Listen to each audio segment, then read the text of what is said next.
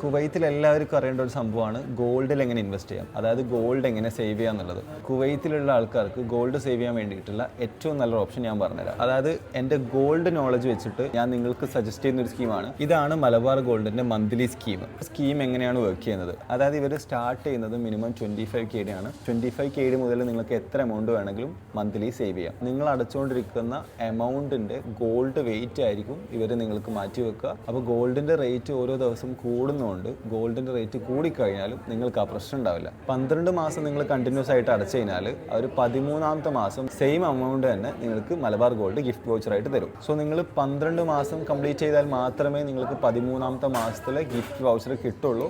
So അതിന് മുമ്പായിട്ട് നിങ്ങൾ റിഡീം ചെയ്യുകയാണെങ്കിൽ നിങ്ങൾക്ക് ആ ഗിഫ്റ്റ് വൗച്ചർ കിട്ടില്ല. മലബാർ ഗോൾഡിൽ നിങ്ങൾക്ക് മാറ്റിവെച്ച ഗോൾഡ് എങ്ങനെയാണ് റിഡീം ചെയ്യുക? അതായത് കുവൈത്തിലെ ഏതൊരു മലബാർ ഗോൾഡ് പോയി കഴിഞ്ഞാലും നിങ്ങൾക്ക് ഇത് റിഡീം ചെയ്യാൻ പറ്റും. പക്ഷേ 24 ക്യാരറ്റ് ഓർണമെൻറ്റ്സോ കോയിൻസോ അതല്ലെങ്കിൽ 22 ക്യാരറ്റിൻ്റെ കോയിൻസോ നിങ്ങൾക്ക് റിഡീം ചെയ്യാൻ പറ്റില്ല.